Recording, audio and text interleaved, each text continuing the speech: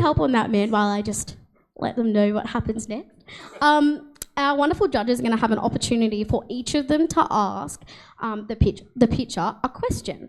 Then we're going to move on until we get to the end. Then the judges are going to go away, deliberate. They're going to pick their winner, and then the people are going to choose their winner, and then we're going to essentially celebrate. So on that note, I will invite the first pitcher up here, which is Ben from Brolly. Please come up.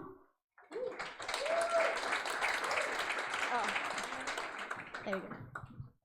Thank you. Hey guys, bear with me. I get a little nervous at these kind of events. Take it easy. Good day, everyone. My name is Ben Tavai, CEO and co-founder of Brolly. I spent over a decade in the finance sector in various roles, and more recently in tech. The idea for Brolly came when I was stranded in the Pacific Islands during the pandemic. And while working there, I was working with the government's Ministry of Finance, and I saw firsthand how outdated financial systems were locking out entire communities. And when I came back here, I saw the same patterns repeating themselves. Systems built for institutions, not people. Speaking with the elders in the island there, I was reminded of something powerful. Finance used to be built on trust. People helped each other. The missing piece wasn't money, it was connection. That sparked the idea for Brolly, a platform that enabled Australians to lend to one another, earn strong returns, and be secure in it. To make it all happen, I partnered with Nadoon Pereira, a tech genius, our CTO and co-founder. We brought in key investors like Sunny Sethi, global director at Zip and advisor to Airtree. We secured key partnerships with companies like Frankie One for KYC and AML, Basic for open banking technology, and Maneuver for real-time payments. On the compliance side, we work with the best, which is Ernst & Young and KPMG, to audit our financial models to make sure that what we were doing is correct.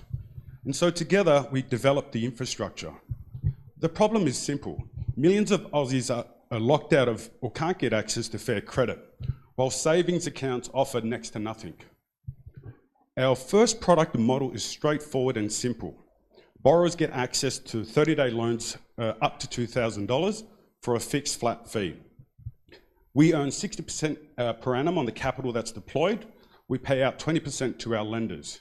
And we got a 40% spread there, which we use for our risk fund, operations, and growth. With Brolly, you can be a lender for as little as $100. Every loan is underwritten by Brolly. All loans run on 30-day loan contracts to keep it simple and scalable. Lender funds are always liquid. Risk is managed in real time. This isn't peer-to-peer with your fingers crossed. It's all very calculated. We're using the latest open banking technology. With our machine learning risk engine, it enables us to originate loans in seconds, not days. The value proposition is pretty obvious. But Brolly is more than just about finance. It's a movement away from the big banks to a truly community-driven model for the digital era. Brolly is a circular ecosystem where today's borrowers can become tomorrow's lenders, and that loop is powerful. The app is complete. We've just gone live to the App Store today. We've written our first few transactions, so this is not an idea anymore. We're targeting $1 million in our seed funding round. Half of it we've already raised, and we're now looking to close in the remaining. Thank you all for being here, and we hope you can join us on our journey. Q&A.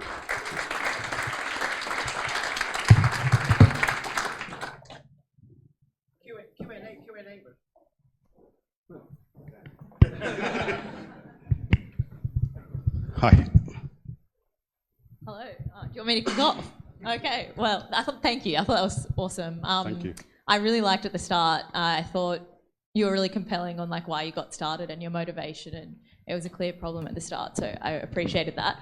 My question is, who are you going after? So you need a lot of customers to get to sort of the revenue targets you spoke about and to raise this much money. Who's going to be using this platform, and what's your strategy to get them on board? We sort of envision a lot of gig economy workers, your Uber drivers, your uni students. We're actually we've been running some campaigns throughout some of the unis recently. So we've got quite a bit of a pre-registered sign up there, or probably close to 500 people. What was very interesting about what was very interesting about that is we expected that with the surveys that we've done, that the majority was going to be skewed towards being borrowers, but no, it was very much down the middle with, with this survey that was done throughout the unis. They wanted to be lenders just as much as they wanted to be borrowers, so that was really cool. Thank you. That was a really great pitch, Ben, and similarly to Kate, love the way that you tied in your personal experience with it. You raised a really good point that lending has sort of become less about trusted relationships. Yep. Is there a particular way that you think about, bringing that into what you're building today, that community aspect? Yeah, absolutely. Look, driving the whole community message, making people understand that they're not borrowing from a faceless institution, that the person on the other end is a real person. So whilst it is quite anonymous, there is some basic information that we share with each of the parties. For example, hey Bob, Mary from Sydney borrowed $100 from you, and so. Awesome, thank you. Great pitch, and I love the brand. Thank you. Nice short name. Talking about regulation, what environment do you fall under in terms of credit licenses, AFSL? Very good question. I'd prefer that EY answer this. But in short, we operate under an exemption provided for under ASIC, which basically limits us to lending beyond $2,000. So that's our sort of cap, which is fine because that's the sort of market that we're focused on anyway. We're not really getting into car loans and any of that sort of stuff. So we're very focused on that small niche. And just to add to that, it's a very hard bracket to be, you've got to be very efficient. We're dealing with micro loans, you're dealing with pennies. So you've got to have some very, very efficient tech to make it sustainable and so on. Thank you. Cool.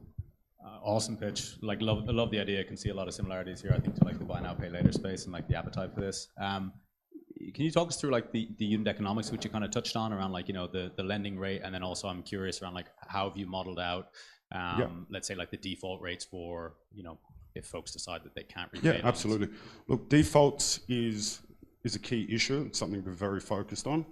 Look, reality is you wouldn't be able to run a successful platform like this if you didn't have access to the technology that we have now through open banking. And basically what that enables us to do is to know everything about that individual in order for us to run a good credit assessment on that individual. So in terms of unit economics, the short answer is we want to maintain we want our defaults to be sitting around 1.5%, whilst we do have the capacity to go closer to 4. So it's a case of just keeping it, balance between growth and you don't want to grow too hard because obviously defaults are going to increase. So it's always a constant, it's something we've got to constantly manage. Yeah, nice. And you said on the $2,000 loan, it's a flat fee. Oh, so it's a 20%? flat 5% fee, sorry, whether it's $100 or $2,000. So that's basically a 30-day line of credit. That's a 30-day line of credit. So on a per annum basis, it's effectively a 60% ARR. And for the lenders, we pay them up to 20%, and that's paid out to them monthly. So long as they leave their funds active in that loan contract, till the end of that 30-day, they get paid their 1.666 from that component. Awesome, thank you. Cool.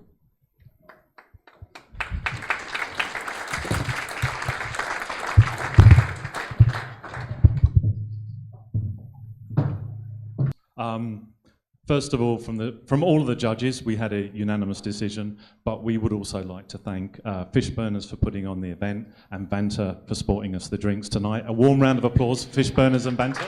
Thank you. Okay, so deliberations are always hard when you have great pitches, and every single pitch and every single founder and team was a great business. They all address big needs, big problems. We loved every single one of them, and we were out there talking about them for a long time. There is something about the winner that I think is fixing an important need and has globally scalable potential, and that is peer-to-peer lending with Brolly. A warm round of applause for Brolly.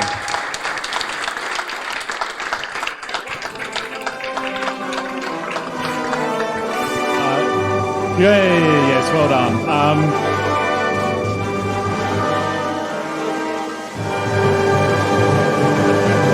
To do the winner's dance on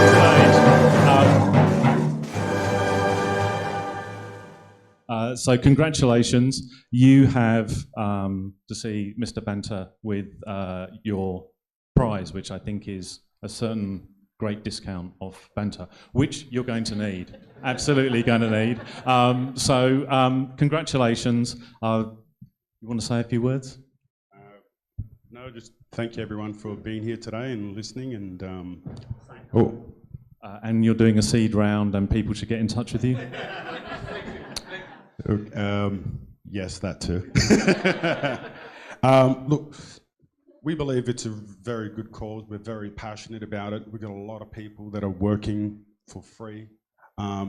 Just because they really want to see this out there in the market. They're very passionate about it.